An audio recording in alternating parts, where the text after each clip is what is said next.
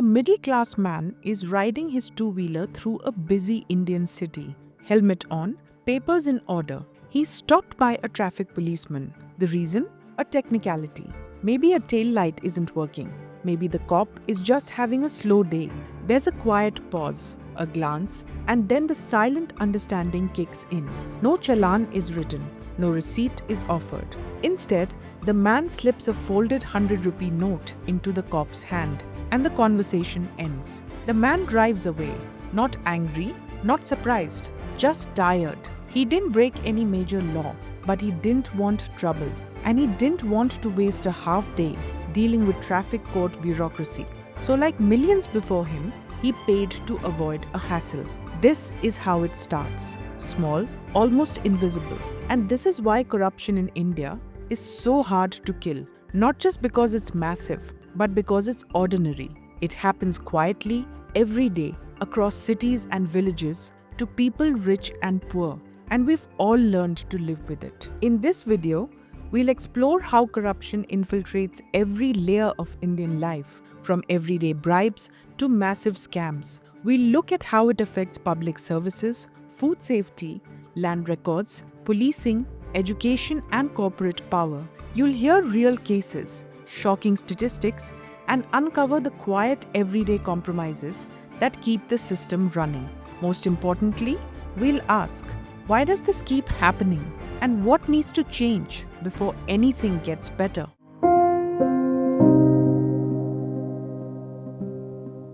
Try getting a birth certificate, or changing your address on your ration card, or applying for a driver's license. In most government offices, files don't move unless someone greases the wheels. Officers act like gatekeepers of services that they are paid to deliver. And unless you know someone or pay someone, you'll find yourself stuck. It's a system built not on laws, but on delays. The longer they stall, the more desperate you become, and the more likely you are to offer a bribe just to get what should have been done for you anyway. It affects everyone. Poor families needing hospital admissions, students waiting on caste certificates, daily wage workers trying to claim wages under government schemes. Every interaction becomes a transaction. Try reporting a theft or a sexual assault. Filing an FIR can become an ordeal. You might be turned away, asked for money, or interrogated like a suspect. Many choose to stay silent because the risk of dealing with the police often feels worse than the original crime.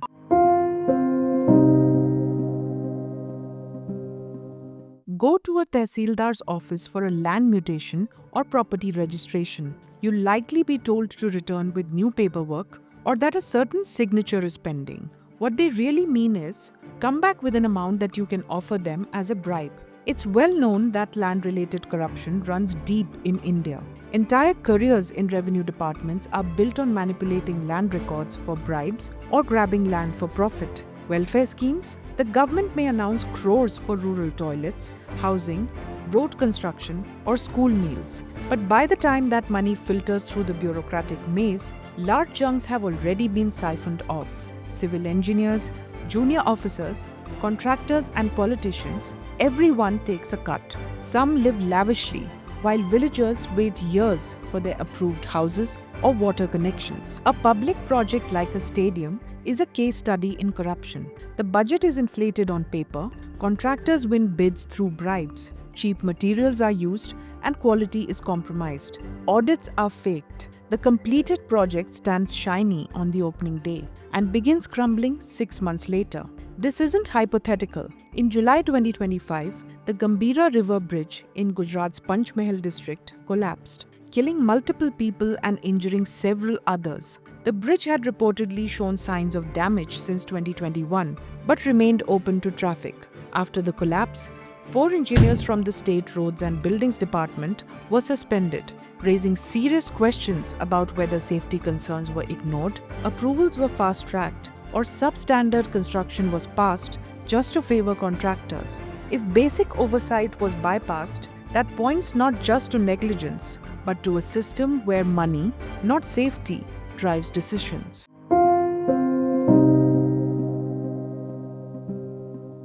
Now, corruption hasn't even left our food untouched in India. Milk diluted with water is just the beginning. In many cases, detergents, starch, or urea are added to give it a thick, frothy look. Across markets, paneer is often analog, made from synthetic milk, solids, starch, and acids to mimic the real thing. Turmeric may be laced with lead chromate, chili powder with brick dust, and green peas dyed with malachite green, a textile chemical. Fruits and vegetables are artificially ripened using banned substances like calcium carbide. Non-vegetarian food is no safer. Chickens are injected with hormones and antibiotics. Fish are preserved in formalin, a chemical used to embalm bodies. Street vendors reuse oils dangerously, sometimes mixed with industrial waste oil. Even home-cooked meals feel risky nowadays. Consumers can't trust what pesticides their vegetables carry, or whether organic labels are real or just expensive marketing. This isn't just about dishonest vendors, it's systemic. Regulatory bodies often look the other way, bribed, understaffed, or indifferent. Inspections are rare, licenses get renewed without checks, complaints go unanswered. According to FSSAI data, in 2022-23, around 25% of food samples tested across states were found substandard, and nearly 4% were deemed unsafe for consumption. In early 2025, nearly 60% of tested food samples in Noida reportedly failed safety checks, including oils and spices. In Rajasthan, over 660,000 kgs of adulterated food was seized in 2024. A major milk adulteration racket was busted in Orissa, where synthetic powder had been sold as milk to poor families. The health toll is massive. In various consumer surveys and regional studies conducted by public health bodies and NGOs, over half of respondents reported experiencing health issues they believed were linked to food adulteration, including nausea, diarrhea, skin allergies, fatigue, and in more severe cases, liver or kidney damage. In 2013, 23 children died in Bihar after eating a school meal contaminated with pesticide-laced oil. This isn't just about unsafe food, it's corruption at its most personal. It reaches our kitchens, our children's plates, and our bodies. And yet, the system rarely acts.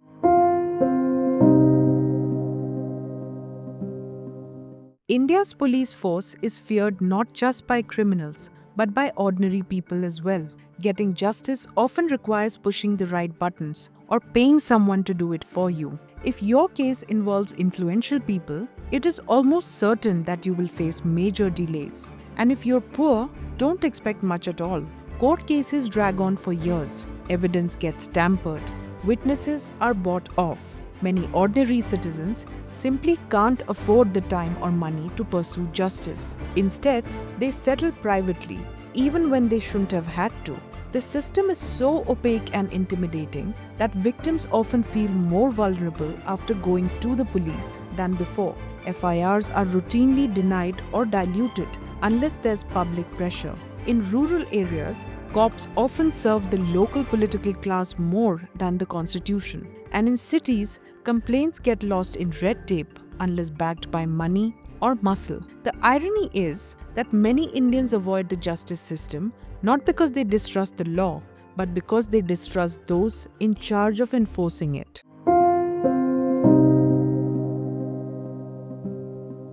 Corruption isn't limited to petty officials. The rich and powerful are in fact the ones who have perfected it. Corporate giants donate to political parties in exchange for favors, mining rights, contracts, and regulatory relaxations. Electoral bonds made this process invisible. Companies under probe suddenly became major donors to the government's coffers. Licenses were granted, investigations were quietly closed. We call this crony capitalism. The government protects certain businessmen, awards them contracts, writes favorable laws, and helps them build monopolies. Meanwhile, small businesses drown in paperwork, taxes, and inspections. Entire sectors are now dominated by a handful of preferred players. Whether it's telecom, energy, or infrastructure, competition is rigged. Policies are rewritten overnight to bail out a few, while startups and independent operators are crushed under compliance burdens. The state becomes a business partner, not a regulator. Wealth buys influence. It can turn a policy overnight. The common man, however, has no such access.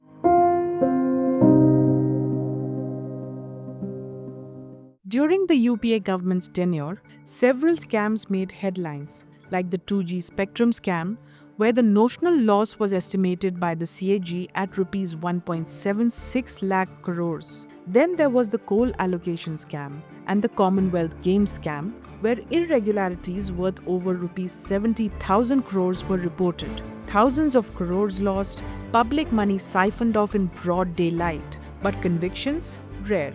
Even the trials moved slowly.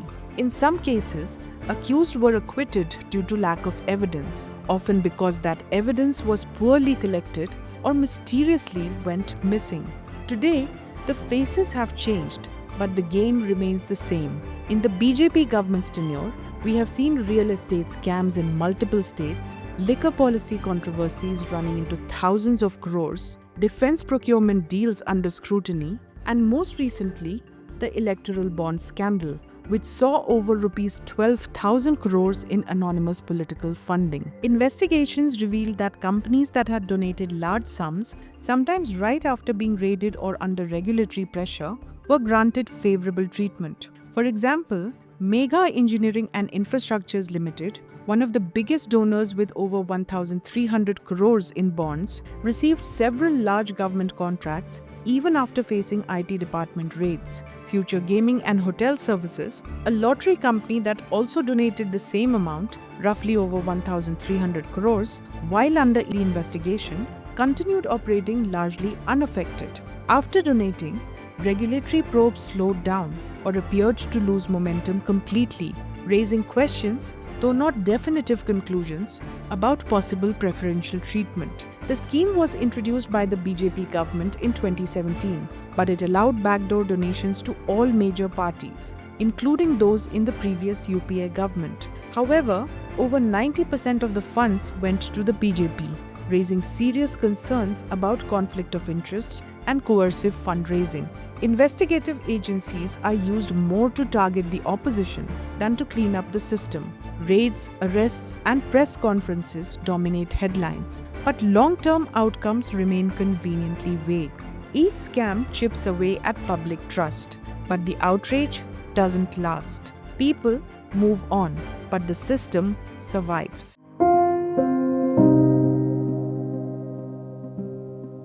Even our classrooms are not immune to corruption. Across many states, government teachers are drawing salaries without teaching at all.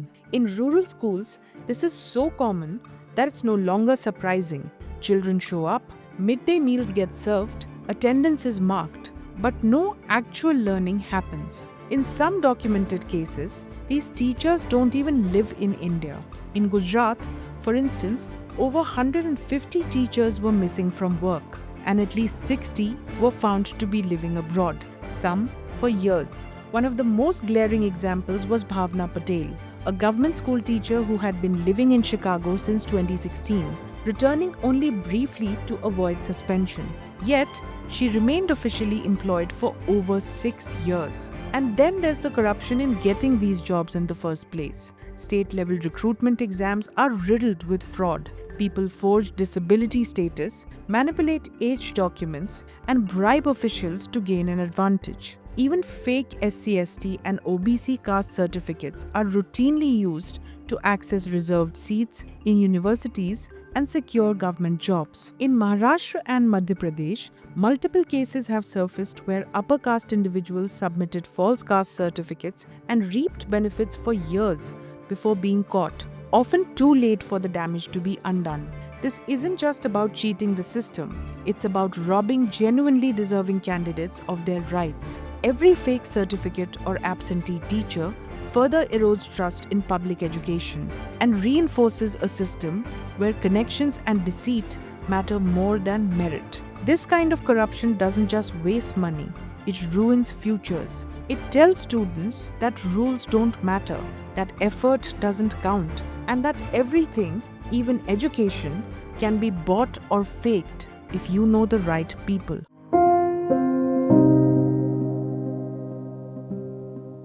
Corruption persists in India not because Indians are okay with it, but because many have come to see it as inevitable, a deeply embedded part of daily life that's hard to root out without upending the whole system. There's widespread frustration, yes, but also a kind of resignation. When people have to pay bribes for basic services such as electricity, licenses, or jobs, it's not always because they approve of it, but more often because they feel there's no other way to get things done. Over decades, corruption has been normalized, not morally, but practically. It's become a survival strategy in a system that often feels unaccountable and unresponsive.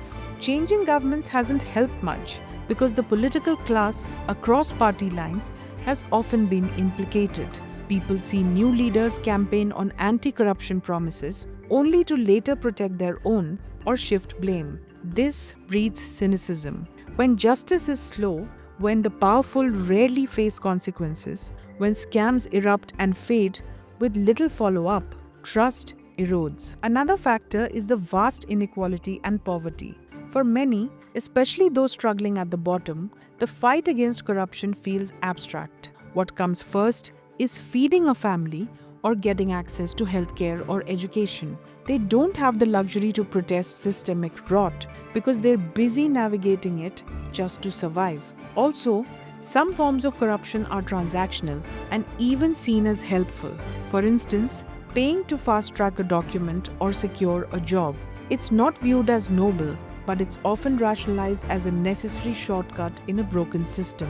It's seen as a tool, not a betrayal. That said, Indians do care. There's growing awareness, especially among the younger generation, urban middle class, and civil society. Movements like India Against Corruption showed this. But without systemic reforms, judicial accountability, police reform, campaign finance transparency, and citizen-centric governance, moral outrage alone won't uproot corruption. People need to see real consequences for corrupt behavior, not just rhetoric. So the short answer, it bothers people deeply, but the sense of powerlessness, fatigue, and lack of alternatives often wins out. Until people believe that change is both possible and sustainable, the tolerance isn't really approval, it's merely survival. Thanks for watching. If this made you think, don't forget to like, share, and subscribe. And until we meet next, stay curious, stay unaligned.